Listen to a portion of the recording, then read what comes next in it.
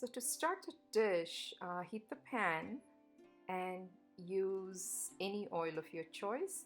I'm very excited today to use olive oil infused with garlic flavor. Sibanuja, thanks for gifting me this incredibly tasting olive oil. So maybe a couple of spoons of olive oil.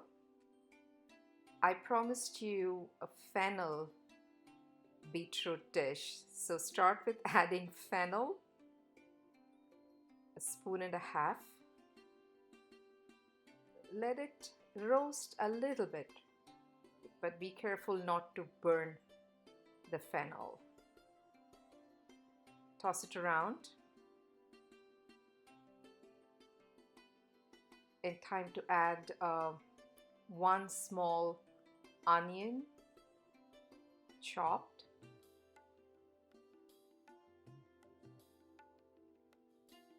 Couple of green chilies, and I'm using here serrano green chili, and I made a deliberate choice because the serrano chilies they stay intact even after you cook it, and it looks great for the final presentation. So if you use the other kind of smaller Indian chili or Thai chili, you really don't get to see it at the end. So a couple of serrano chilies does the trick for the final presentation. This recipe also calls for two important ingredients: ginger garlic paste. So feel free to use a spoon or 2 spoons, whatever your preference is, of ginger garlic. Make sure though they get fried in the oil. In goes the salt to bring out the moisture from the onion and also kind of hasten the process of the onions cooking. And in goes the tomatoes. I've used a fairly large tomato. Toss it around. Let it cook with the onions and the green chili.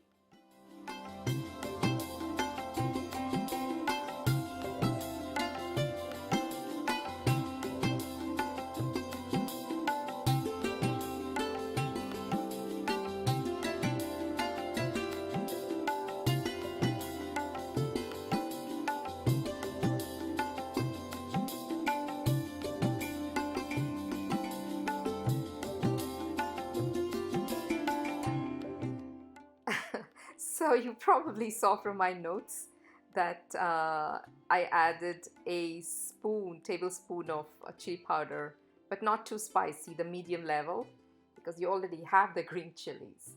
And now add the beetroots. You can slice the beetroots the way you want. I've used like 3 medium-sized beetroot, but I did chop them really fine so they can cook faster. But it's really the size of the beetroot doesn't matter too much.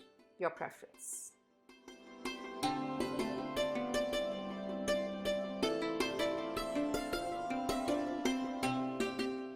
The predominant aroma in this dish comes from the fennel.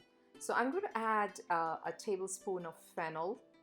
And again, if you realize there aren't too many ingredients here, and sometimes when you make one ingredient more significant, it really ends up being a very tasty dish. Put on the lid, let the beetroot cook. Do not add any water, the steam will take care of the cooking. I had pre-cooked a 1/4 cup of chana dal, or it's the yellow split lentil. It needs to be just about done. Fully cooked but not mushed up. So in goes the chana dal.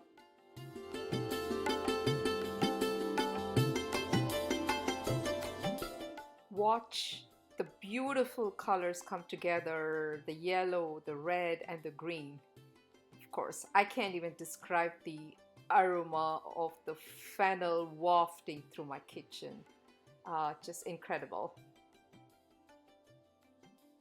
I'm going to grind 2 tablespoons of dalia, which is the chutney dal or the fried lentil gram. It's beetroot varuval, so it is meant to be a dry dish. So this is where the powdered pottukadalai or the ground lentil powder does the trick. As soon as you add it, it soaks up all the moisture, and of course you get that additional taste of the lentils as well. Mix it. Doesn't need to cook for too long.